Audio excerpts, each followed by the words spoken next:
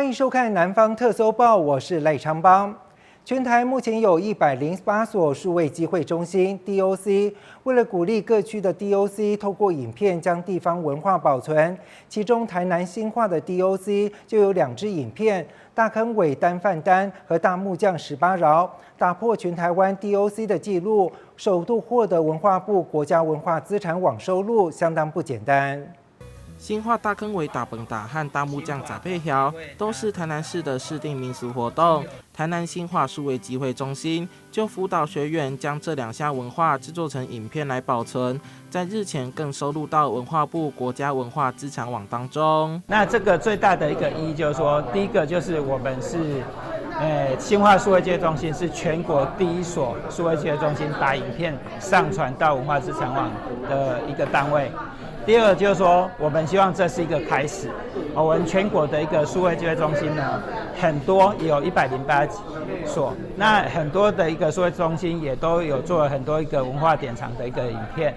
那希望说把我们的一个成果把它上传之后，可以有更多的一个民众或者学校单位等等，可以去数位使用。教育部在这几年鼓励全国各区的 DOC 发展在地文化典藏，透过影片记录各地文化和民俗活动，不只能保存文化历史，更能推广地方特色。这次新化 DOC 创下全国纪录，非常不简单。DOC 就是数位机会中心，全国这108个 DOC， 我们台南市占了11所。那尤其是新化 DOC 非常的有特色，它主要就是以这个文化面向来做发展。那在去年部分也把我们新化果菜市场的场域当成是摄影展，然后也获得好评。这次也看到新化 DOC 学员打破年龄框架，展现长者运用数位网络制作纪录片，将文化永续流传。新化 DOC 也会将影片提供给区内国中小，作为数位教材，或透过社区协会以及团体来运用，让更多人能认识自己的家乡。记者杨顺怀台南报道。用游戏衬托出艺术，穆拉多元艺术空间集结国际艺术大师弘毅、知名音乐人方文山和西班牙国宝级大师，推出新的展览《玩玩玩》。3位艺术家都各自发挥不同的面向，用想象、色彩和造型创造出不同的火花。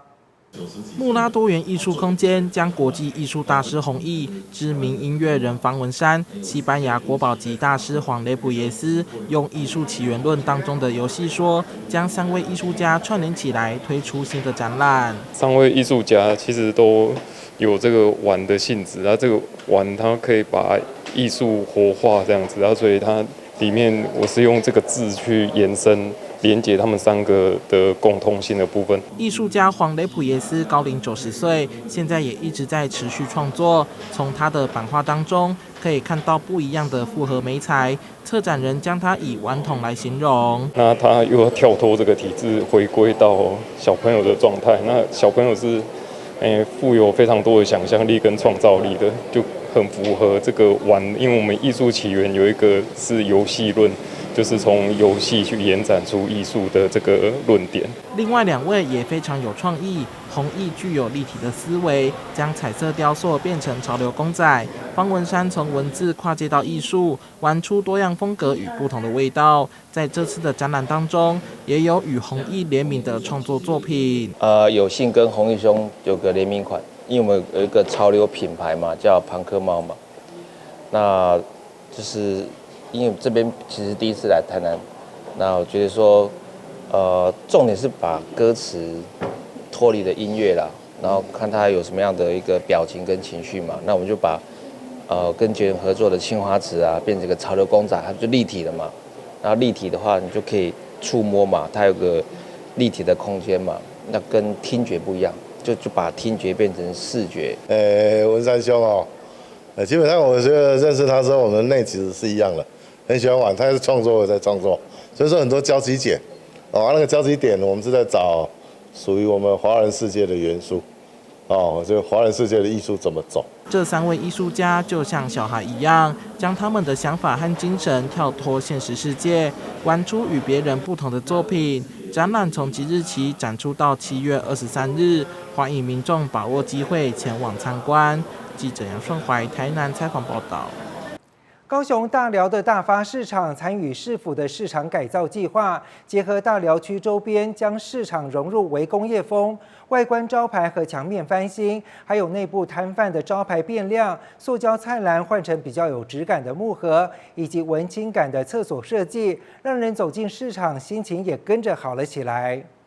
可以看到画面，这是还没有改造的高雄大寮大发市场。经过市府经发局的规划后，市场的外观焕然一新。一进门的两面墙就像是打卡景点，结合大寮区周边环境，让大寮大发市场摇身一变，有了微工业风的风格。大寮这边有临海工业区、合发工业区，那也有一些学校，像辅英跟和春都在这边。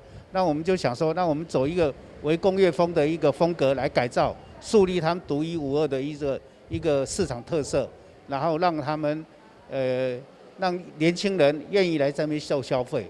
对。大寮大发市场在改造后，不仅美化市场外观，还有内部摊贩的招牌变亮。原有摆放的塑胶菜篮，现在改用木盒排列整齐，让人选菜一目了然，提升整体视觉质感。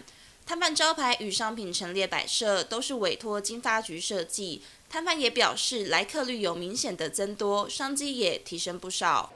稀奇一点，跟怎么改造像日本的木头那样子，日本是做成这样子，装饰这样给人家卖菜，然后像日本的，看起来像日本的市场的样子，市场外面是日本市场是像这样啊，在做这样，去日本都是这种木头的比较漂亮啊。之前还没有改造，就是看起来就比较乱。本来我们这个市场也是算魔幻市场，本来就很干净的啦，但是这样整体看起来又做得这么好，要谢谢经发局这些长官。另外，在市场的厕所也有文青感的风格，打破传统市场原有的脏乱形象。你家变起来做好的呢？你要看，连厕所什么东西啊，然后外观也都有改变啊。让人家看起来就是耳目一新，到真正做赞的，然后客人也都会固定来啊。有一寡扛棒啊，一寡啥拢有改变无吼？安尼看起来，对我的心情来讲嘛，改好啊。不错啊，而且我觉得现在那边，我觉得装潢得很好，让觉得感觉有那个整个那个水准都提高了，而且我觉得这边都很干净啊。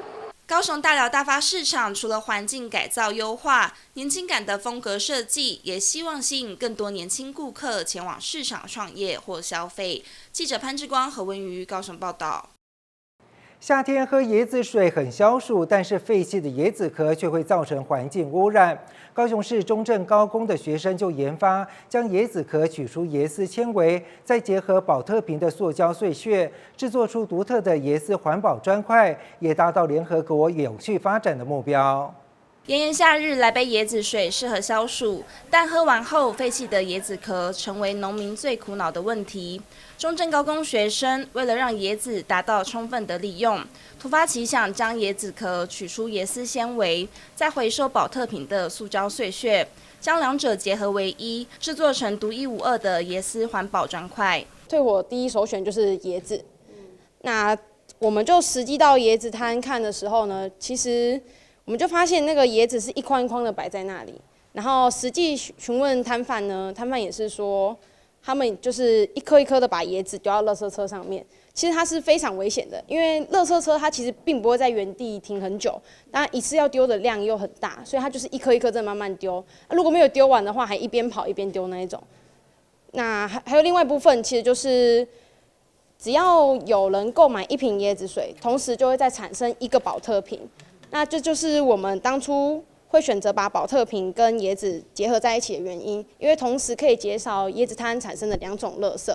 多亏有老师带领，这群刚升高2的学生才花了半年的时间，将废弃物重新利用，调出最佳比例，制作出椰丝环保砖块。学生更提到，砖块有3大特色。我们的这个砖块它有3个特点，第一个特点就是因为我们是用废弃物，所以它的价格会比较便宜。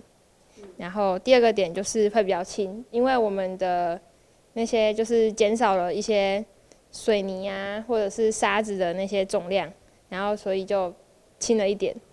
然后还有就是我们这个砖，它是用那个水泥砂浆去制作的，它可以加入石灰着色剂，然后去变出一些比较特别的颜色。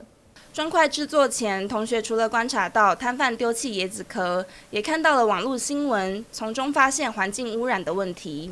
我们在网络上有找到一则旗山的新闻，然后它是因为有很多农民都把椰子壳丢在那边，然后导致那边长了很多的苍蝇和蚊虫，然后对环境有危害，所以我们才会想到用这个来下去制作我们的椰式环保砖。将废弃椰子找寻新出路，不仅符合联合国永续发展目标，也为地球环保做出了实质的贡献。事实上，在目前这样一个环境当中，我们利用生活当中的一些废弃的物品，然后做一些回收的利用，然后确实可以减轻对我们的地球的一些伤害，也非常符合我们联合国的 SDGs 的一个政策。中正高工同学做出椰丝环保砖块，荣获了全国专题比赛冠军。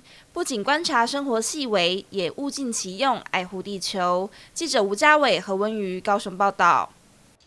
周边神经受损主要是因为外伤造成，在治疗之后恢复效果时常不理想，有可能受损以后造成肌肉萎缩和功能缺失。因此，成大医疗团队就以周边神经肌肉再生电刺激开发，希望能够让周边神经功能紧速的恢复，而且能够再生肌肉。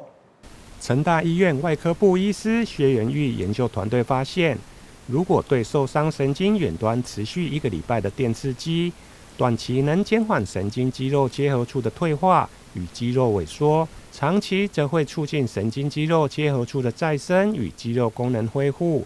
该研究不但于2020年被刊登在国际期刊，而且这项研究系统开发还荣获去年国家学术研究新创奖，对未来周边神经功能恢复有很大的帮助。传统的电刺激就是只有刺激原来的神经，但是我们这个东西，因为神经里面的那个神经素其实很多，那大小的也不一样，传导速度也不一样，所以我们经由我们的一些优化的参数之后，最主要就是在刺激神经，单纯是神经到肌肉的交界的这个地方，它有一些特殊的神经，然后让它的这些神经的一些刺激的这些因子可以释放。那这个释放之后呢，它会活化这个肌肉里面的一个干细胞，然后让它刺激它产生更多的肌肉的再生，以及它的这些血管的一些增生，那达到说整个功能的这个恢复。未来它的这个应用范围就是非常广，除了外伤所造成的这些神经到肌肉这些交界的这些受伤，那包括说肿瘤，那或者是一些这些慢性的这些神经的损伤，那所造成的这些肌肉啦，或是感觉的这些萎缩，都有它的帮助。目前研究团队正进一步研发植入式的电刺激装置，希望能增进神经肌肉系统的再生与功能恢复，同时还进一步优化电刺激模组参数。目前已在动物实验验证临床前疗效与安全性，未来等待人体临床实验，希望对临床周边神经受损与肌肉再生不良者有所帮助。记者林根台南报道。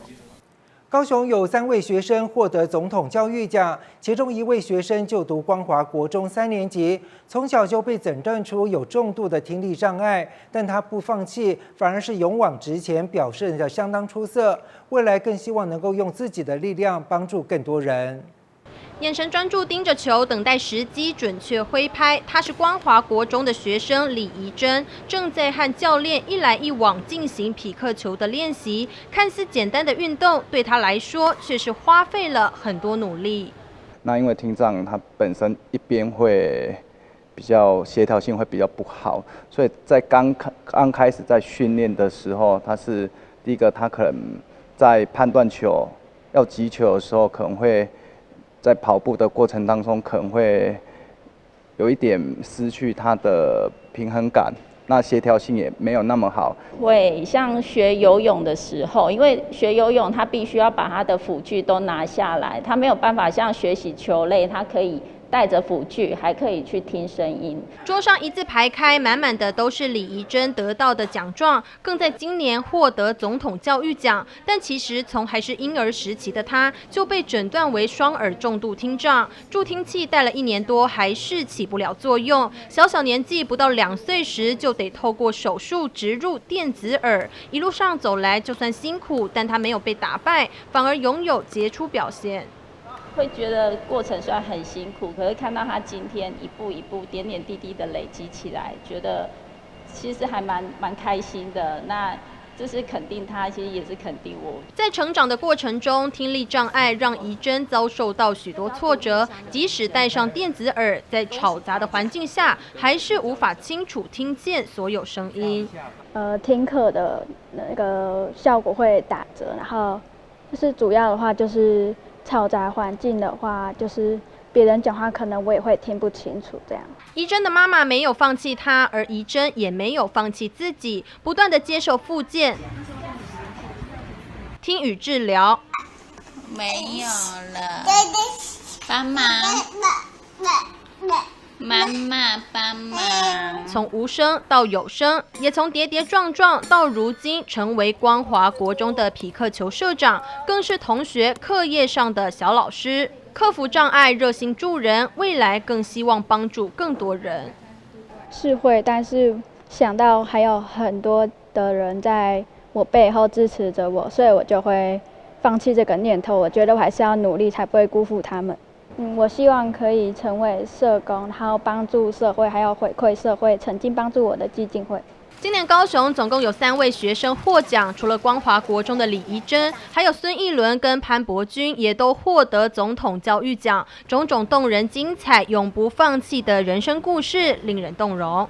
记者吴家伟、庄淑婷高雄采访报道。就读台南应用科技大学美术系进修班的毕业生，多数都是白天上班，晚上上课，平时还要应付大量的创作。为了展现他们4年来辛苦的成果，目前有14位毕业生正在长丰艺术空间来进行联展，完成艺术的梦想。长丰艺术空间所展出30多件作品，就是来自台南应用科大美术系进修部14位毕业生的创作，而且从创作到布置行销都是一手包办。难能可贵的是，学生当中也有多位已是人母，4年来除了接受科班训练，还需要面对家庭和工作，相当辛苦。凭借的就是强烈的兴趣和一圆艺术梦想的心。就想说这个年纪了，都当妈妈了，然后还能回归到这个学校来完成小时候最喜欢的画作。这个年纪这样子，好像还蛮不错的。对这个画展，这一次是我环境还有摆设都是我一手策划的。白铁跟光线跟我们眼力的折射，然后它传达的就是。经过折射以后，它很神奇的，就是变成把现实的社会带入虚无的空间，然后呢，你眼前所看的本质都已经抽离掉了，所以你已经不是所谓的现代跟永恒。以疫情为创作的元素，然后疫情的这3年，大家都非常的焦虑。生活已经脱离了正常的轨道，慢慢在这个3年的疫情过的这个后疫情时期，人们的生活又渐渐趋于平缓，我们又可以拥抱日常生活这样子。美术系学生被训练学会用画作来关心这世代议题，有人见识探讨自己的内心世界，用自画像来疏解压力，走出忧郁的心境。因为我曾经有一段就是比较忧郁的那个时光，所以我就是想要画，就是接受自己的一些缺点或者是不完美的地方，然后就是给自己一个拥抱这样子。无论年纪，这群学生在美术系4年的努力，画下完美句点，接着各自精彩的画作人生。也邀请大家6月2号前来欣赏他们取名夏秋的毕业联展。我们毕业了。记者郭文吉台南报道。提到美式餐点，许多人的第一印象就是素食店的炸鸡和可乐，但在高雄凹子底捷运站附近有一间美式餐厅，却颠覆大家的印象。老板来自美国阿肯色州，卖的是淳朴的经典乡村口味，以传统融合新意的农民料理，为客人呈现原汁原味的家乡好味道。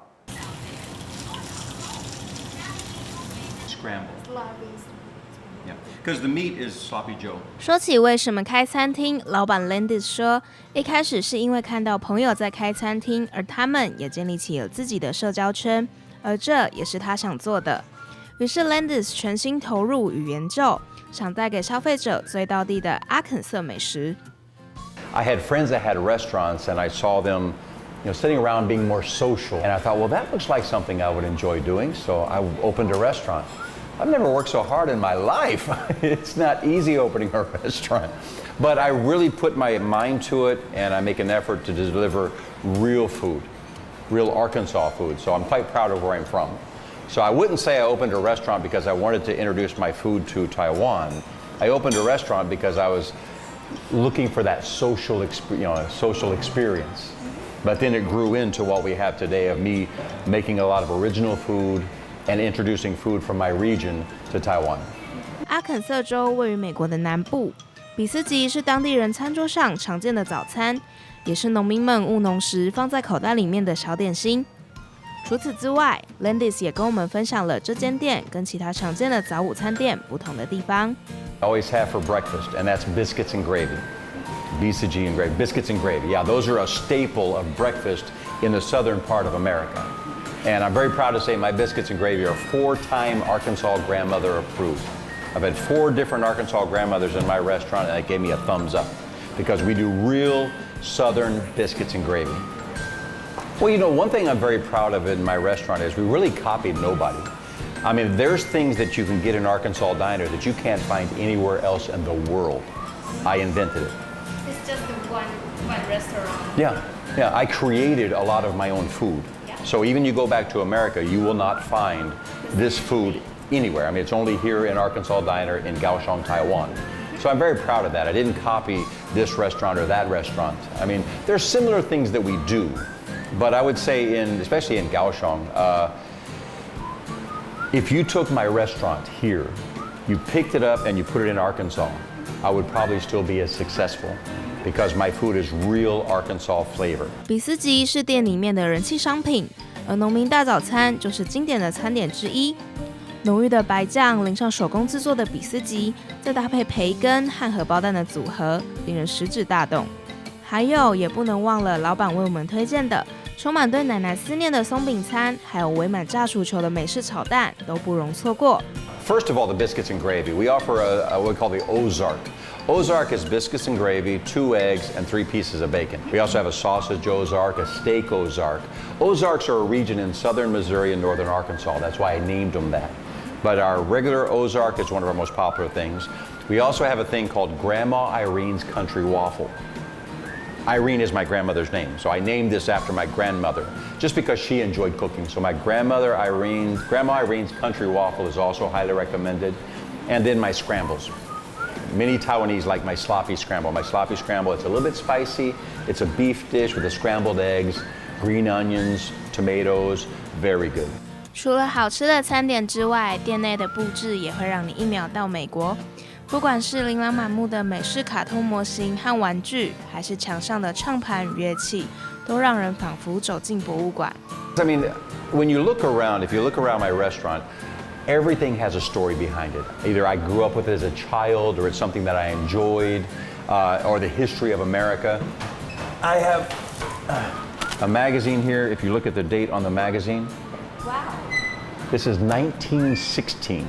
This magazine is 106 years old. I'm very proud of that. So a lot of interesting things. I just find when you come to a restaurant, you want something eye-catching. You want to be able to see something very interesting. My toy collection, I go from old to modern with Breaking Bad and Stranger Things up there. As far as the music, I'm a musician. So sometimes we'll have live music here. I've been playing country music in Taiwan for over 15 years. So my band, we've played down in Kending, we played Taipei. So we played around the island doing real country music. Yeehaw! 还在烦恼早午餐要吃什么吗？不妨来点大分量的美式餐点，听着慵懒的乡村音乐，展开美好的一天吧。记者吴佩英、萧尔生高雄采访报道。以上就是今天的南方特搜报，感谢您的收看，我是赖长邦，我们下次再会。